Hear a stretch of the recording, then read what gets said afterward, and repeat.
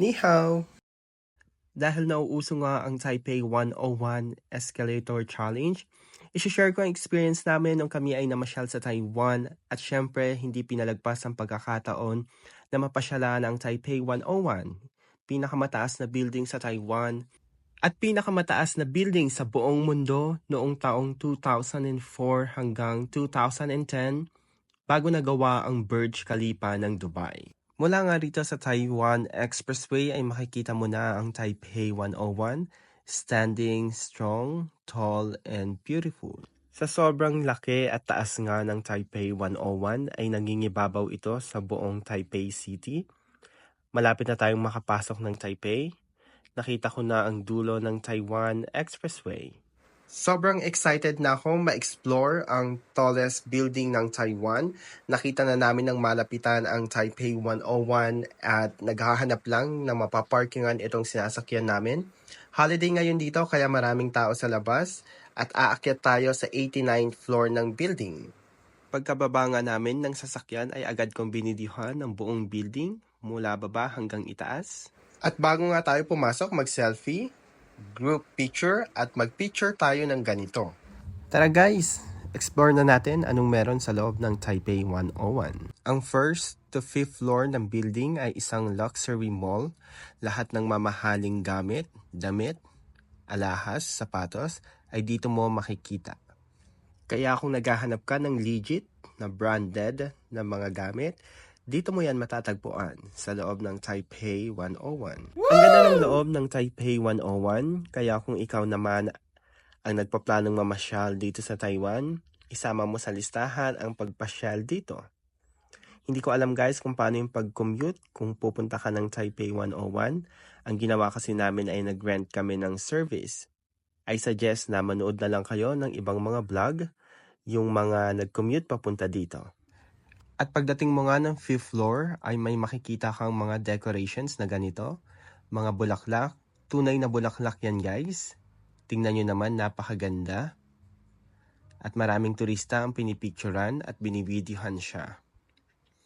At dito pa nga sa 5th floor ay makikita mo ito. Mga pangalan ng lugar sa buong mundo. Hinahanap ko yung Manila guys pero wala siya. Ang nakita ko lang ay, of course, kung nasan tayo ngayon, Taipei, Taiwan. At pagkatapos nga nating mag-ikot-ikot at mag-picture-picture dito sa 5th floor, aakyat na nga tayo sa observatory ng building. Kailangan mo lang mag-escalator para makapunta sa bilihan ng ticket. Hindi libre ang pagpunta sa viewing deck ng Taipei 101. Kailangan mong bumili ng ticket at nagkakahalaga ito ng 600 NT. At dahil holiday nga ngayon dito sa Taiwan, napakadami ring Taiwanese ang namamasyal dito sa Taipei 101. Ang haba ng pila dito sa bilihan ng ticket, papunta doon sa sky deck or viewing deck ng building. Halos 1 oras kaming nag-antay guys, doon pa lang sa pila ng pagbili ng ticket. Sobrang dami kasi ng tao na namamasyal ngayon dito sa Taipei 101. At pagkatapos mo ngang makabili ng ticket ay may isa na namang pila para sa elevator papunta sa 89th floor. Pagkatapos nating makabili ng ticket guys ay mag-i-elevator tayo mula 6th floor hanggang 89th floor ng building. Sasakyan natin ang pinakamabilis na elevator sa buong mundo dahil makakarating ka ng 89th floor nang wala pang 1 minuto. Maximum of 20 ang pwedeng pumasok sa elevator at ganito nga ang itsura ng elevator sa loob. Meron siyang monitoring kung nasang floor ka na at ilang segundo na ang tumatakbo. At syempre, pagbukas ng elevator, ganito ang bubungad sa'yo. Isa lang ito sa mga pwede mong makita kapag umakyat ka ng 89th floor ng Taipei 101. Medyo nakakahilo lang siya kapag naglalakad ka dyan.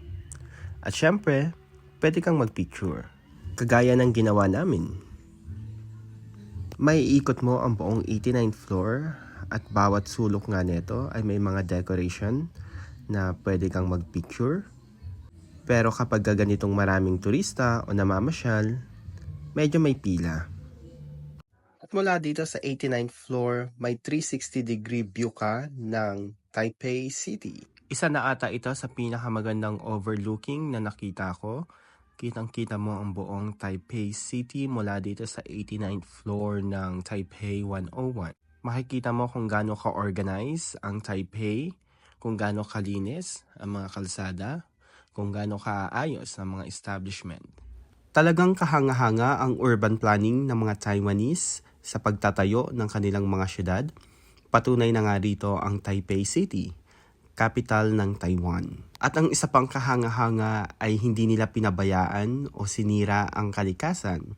Sa kabila ng nagtataasan ng mga gusali, makikita mo pa rin dito ang malagong gubat, matataas na bundok, at malinis na kapaligiran.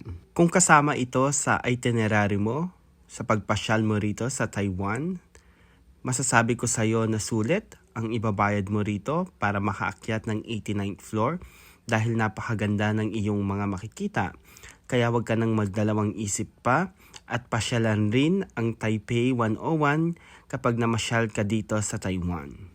Hindi mo rin dapat alalahanin ang makakainan dahil meron din yan sa ground floor ng Taipei 101.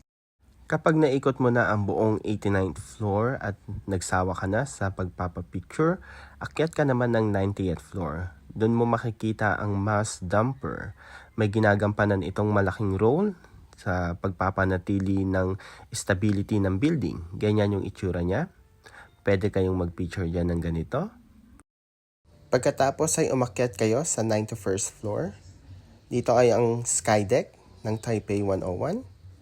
May makikita kang miniature ng building. At ito ang makikita mo sa labas ng skydeck. Another spot na pwede mong pagpicturean dito sa Taipei 101. Videohan natin ang Taipei City mula dito sa skydeck. At pwede mo ring mavideohan ang natitirang mga floor ng Taipei 101. At yan nga ang aming full experience dito sa Taipei 101, Taiwan. Pababa na kami. Dito kami lumabas sa South Tower exit. Sa labas ng building ay marami ka pang pwedeng pagpicturan. Tignan nyo, napakadaming turista. Hindi ko lang alam guys kung saan banda rito yung sa escalator challenge na nauuso sa TikTok. Na habang paakyat ka gamit ang escalator ay may view ka ng buong building. Pero ang ginawa namin after naming lumabas ay naglakad-lakad muna kami. And-explore muna ang paligid ng Taipei 101 dahil napakaganda rin talaga dito. Vinidyohan ng building at yung mga nakapaligid dito. So another dream come true talaga ang makita ang Taipei 101 at super special dahil nakaakyat ako sa 89th floor sa famous skydeck niya and nagpicture pa kami sa labas ng building. At kung napanood mo nga ang video na to, sign na yan na isama mo sa listahan ang pagbisita sa Taipei 101 kapag ikaw naman ang namasyal dito sa Taiwan. Bye-bye!